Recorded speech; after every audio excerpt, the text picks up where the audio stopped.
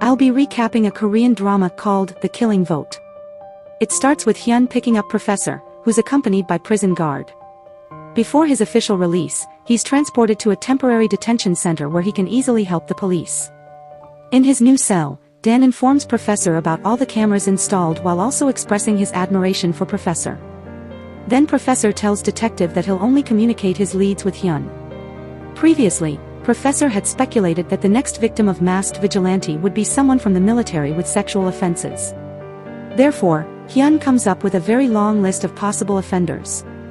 The team meets with potential targets and gives them tracking watches that they can use to call for help. At the hospital, Dr. Oh, the same Dr. Hyun's sister saw recording his patient, goes to his office. He logs into a dark web and puts up all the inappropriate videos of his patients for sale. When he exits his office, someone with remote access formats his laptop. After school, Hyun's sister insists on accompanying Kim to the hospital for a checkup.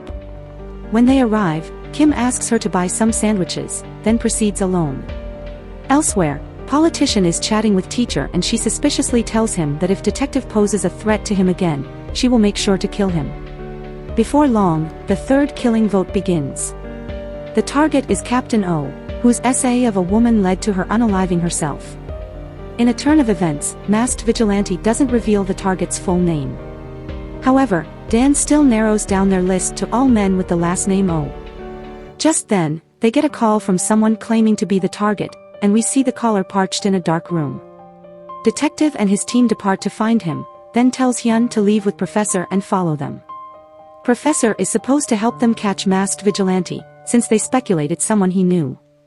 At the hospital, Dr. O also hears masked vigilante and starts panicking. He locks himself in his office, then calls the police and tells them he's Captain O. Detective is taken aback, so he puts both callers on speaker, trying to discern who the right one is. Meanwhile, Hyun continues researching and notices that the real Captain O was a military doctor, so she changes destinations to the hospital.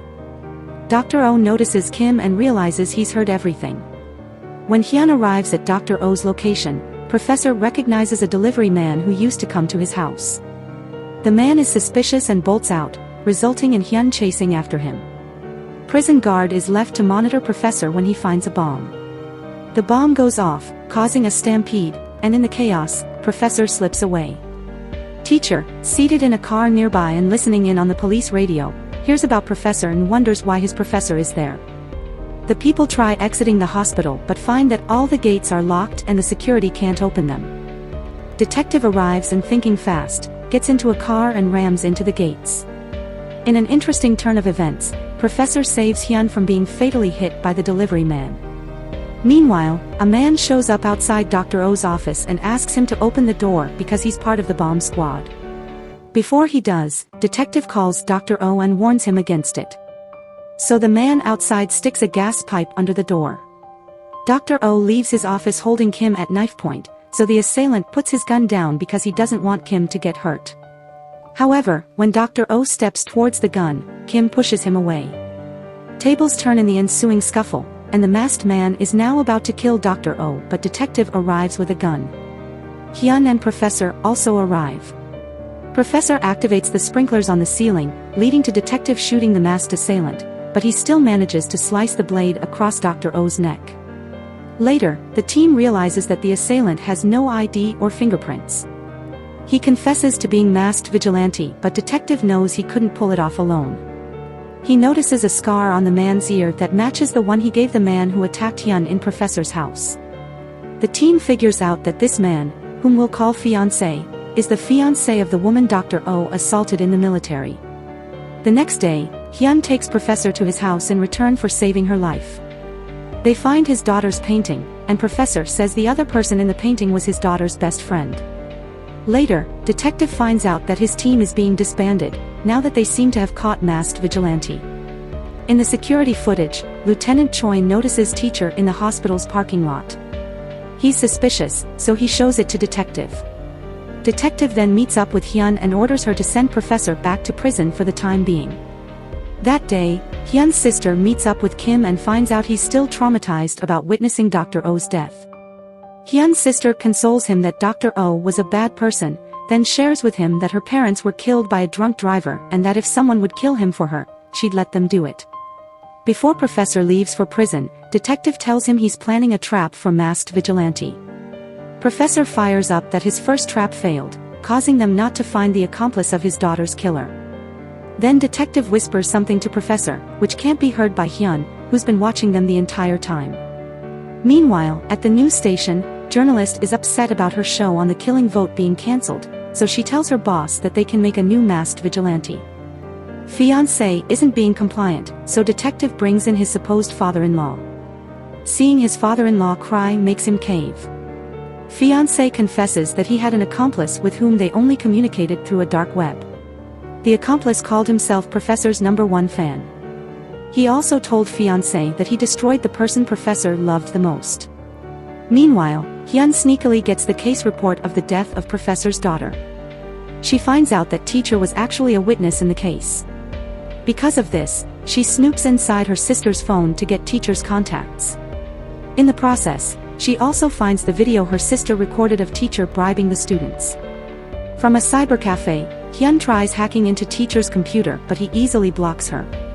In prison, Kim's grandmother turns out to be the doctor who is treating Professor. Hyun spies on teacher, but as she's about to follow him, she realizes one of her tires is flat. Suddenly, teacher shows up and offers her a ride. The police are investigating teacher now that he's a person of interest. They learn that he was a brilliant student who won several computer science competitions and majored in philosophy of law. Hyun is in teacher's car when he suddenly speeds up and takes a different road from where he was supposed to drop off Hyun. Hyun is shaken, and just then Lieutenant Choi calls teacher. He tells teacher to accompany Kim to the station the next day to give a statement. Hyun also takes this chance to announce her presence. Interestingly, teacher does drop off Hyun at the police station as promised, and he seems to enjoy seeing her panic. At home, teacher is watching with his mother when suddenly, she asks him why he's killing people again. In his flashback, we find out he's the one who killed Corn Man's wife. He laughs maniacally and admits it, then tells politician that he has a gift for her. He reveals that he's masked vigilante, delighting her. The next day, teacher and Kim go to the station as instructed. Professor also arrives and meets face-to-face with teacher. Clearly, there's a tense familiarity between them, and Detective and Hyun curiously watch them.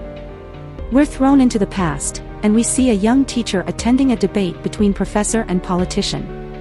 Teacher is clearly obsessed with professor and is unhappy with his daughter because she takes all his attention. They happen to be neighbors, and one day professor's dog goes missing, so he asks teacher about it, but he denies knowing anything. However, his parents find the dog buried in their backyard, and apparently this isn't the first dog he's killed. Teacher's father hits him in anger, but politician steps in and tells Woo, the son of the housekeeper and the driver, to take the blame. Woo, whom we'll call retard, is retarded, so he obediently takes the beating instead. Later, teacher goes to retard and apologizes. Retard says people who apologize are good, so he offers teacher a gift, which is rubbing his earlobe. Then teacher says they need to take revenge on the person who ratted them. The next day, professor's daughter is on her way home when someone calls her from behind. 4 days later, detective gets news of her death. As her body is being carried away, detective notices teacher among the onlookers, with a mocking smile on his face. Professor is the first suspect but is ultimately released following a lack of evidence. At professor's house, detective calls himself professor's #1 fan and promises to catch the murderer. Professor then tells detective about his daughter's favorite toy that is missing and that was originally made for her by the boy he was supposed to adopt. The boy has an identical one, which he gives to help with the investigation. While casing the area, detective sees some cyclists and asks one of them for the footage from the camera strapped to her forehead. In the footage, he sees retard walking with professor's daughter.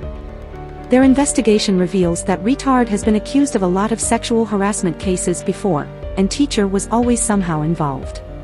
Teacher then goes to give a witness statement, saying that he saw retard leaving the house with a pink backpack, and detective notices a wound on his hand. Convinced that teacher is the killer, detective beats retard until he confesses that teacher was an accomplice. But he has no proof, until he remembers the toy professor gave him. We then see the new evidence presented to a judge. Apparently, the evidence contains an unidentified person's DNA as well. However, the original toy is found by the other party, and detective's evidence is dismissed, therefore retard is proven innocent. We should also note that the whole defense was funded by teacher's parents. Later, Professor comes across retard and apologizes for the trouble he went through. Reiterating his belief that those who apologize are good, retard wants to give him a gift. He lets Professor hear a recording of his daughter before dying. Professor looks shaken to the core. And that's how he ends up killing retard. Later, detective watches Professor being escorted to prison. Hyun is also there, protesting drunk drivers. Teacher is there too, mockingly smiling at them again.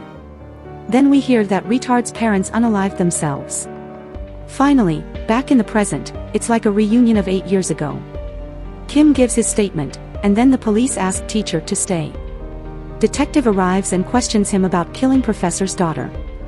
Instead of leaving the station, Kim starts snooping around, but Hyun catches him. Hyun drives him to school and asks him to help her get into the computer lab. Once there, he pieces together that she's looking for evidence against teacher, and Hyun is impressed at his intelligence. Kim helps Hyun recover deleted files on teacher's computer, and they find the video of the car explosion. Once teacher leaves, detective talks with Professor.